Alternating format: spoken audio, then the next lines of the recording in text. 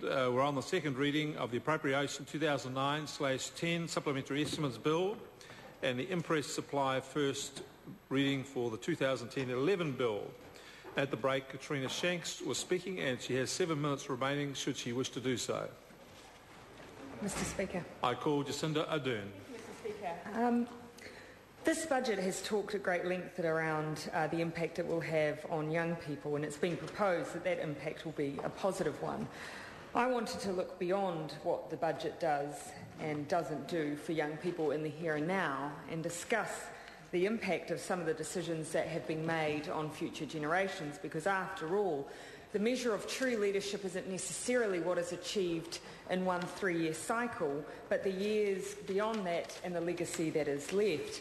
I want to start, though, Mr Speaker, with the crucial years of 0 to 7 and the incredible impact that the budget has on these years. The longer that I've worked in the area of youth justice, the more I've come to understand that so many of the solutions, so many of the remedies, so many of the interventions from preventing young people entering into a path which leads them to crime lie at the period from which they enter into this world till they hit about 7 years of age. And this should in fact be the major focus of any government who is genuine about early interventions. In fact, this should be the focus of any government who is also genuine about issues of literacy and numeracy. And that was something that we recognised in Labour, which is why when we were in government, we set a very clear target around early childhood education.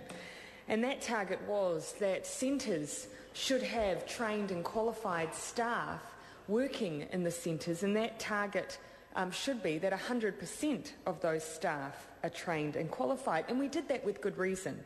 Evidence suggested that in terms of outcomes, the number one difference you could make for a child in an early childhood education centre was ensure that they were taught by a trained and registered teacher. That was one of the number one things that would make a difference to that child.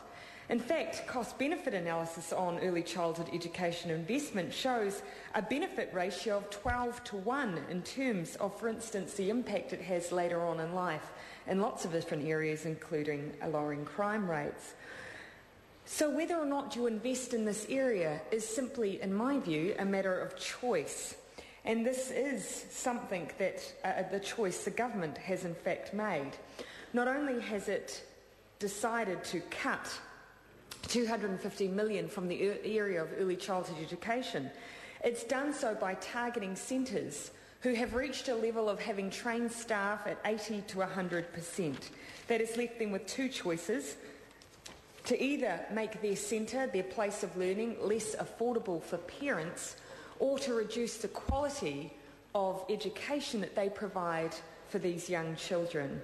This has also left parents in a painful and difficult predicament where they are making a choice between affordability and quality.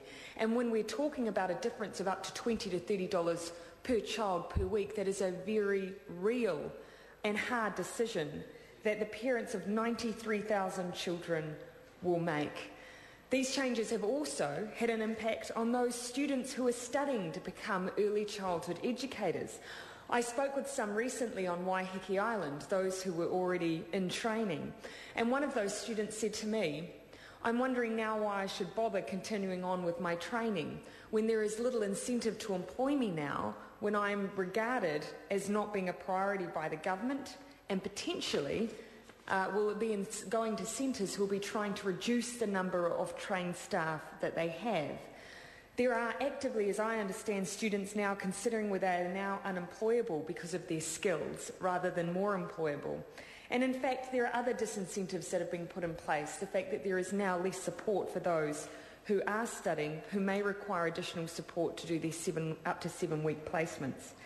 This budget doesn't invest in the almost 3,000 kids in Auckland Central who are affected by these changes. But there's even a bigger group then again in the younger generation who will be impacted by the budget changes. In the area where I work for Labour, Auckland Central, The biggest cohort of young people is the 20 to 29-year-olds. They make up almost 30% of the electorate. It's a significant group and significant comparative to the rest of the country. And this budget, I think for them, was worse than just doing nothing. In many ways, it is going to have an impact in the longer term.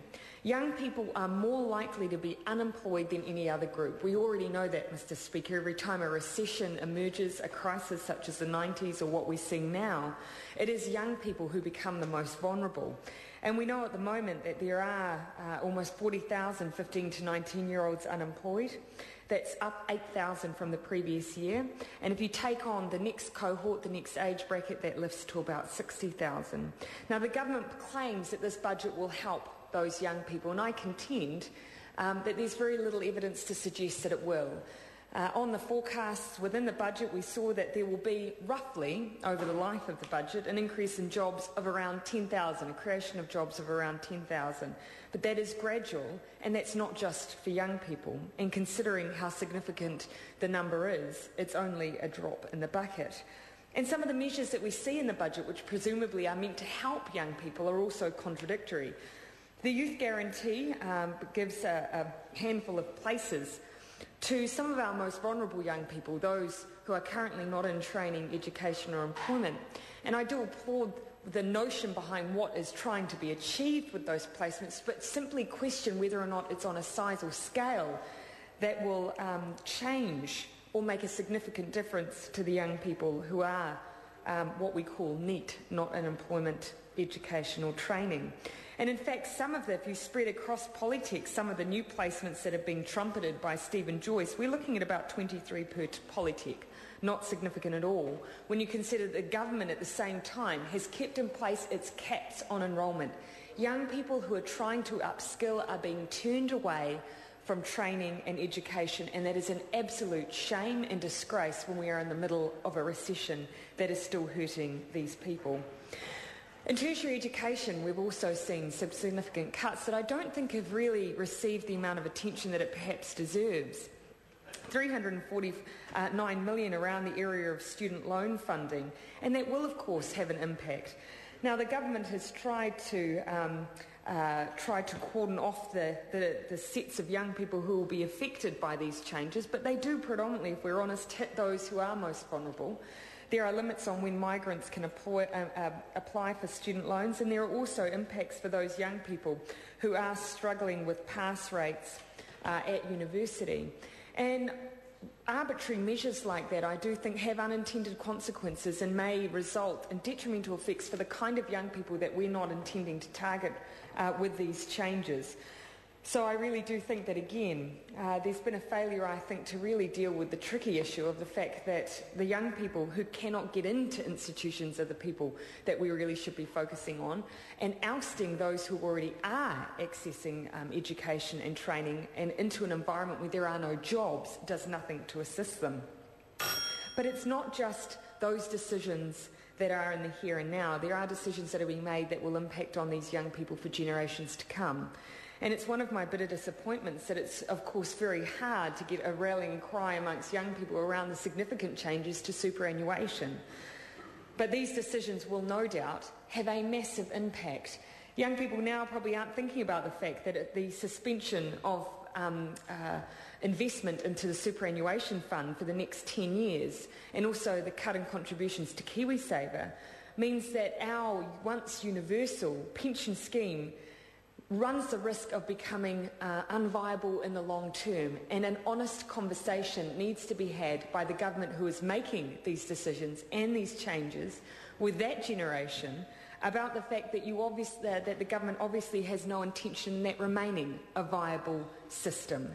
And that's something that the government should certainly be challenged on. Likewise, changes to ACC, an area where New Zealand has already always benefited from a world-class no-fault system, is being eroded for future generations. Home ownership, the basis on which our super scheme is viable is that older people in their old age will have assets. Many of our young people at this current rate, given our supply issues, given the lack of affordability around housing, will not have that asset in their old age, again undermining the potential for them to securely retire to a level that we would consider adequate. This budget was all about priorities, and everything I've seen in this budget when it comes to young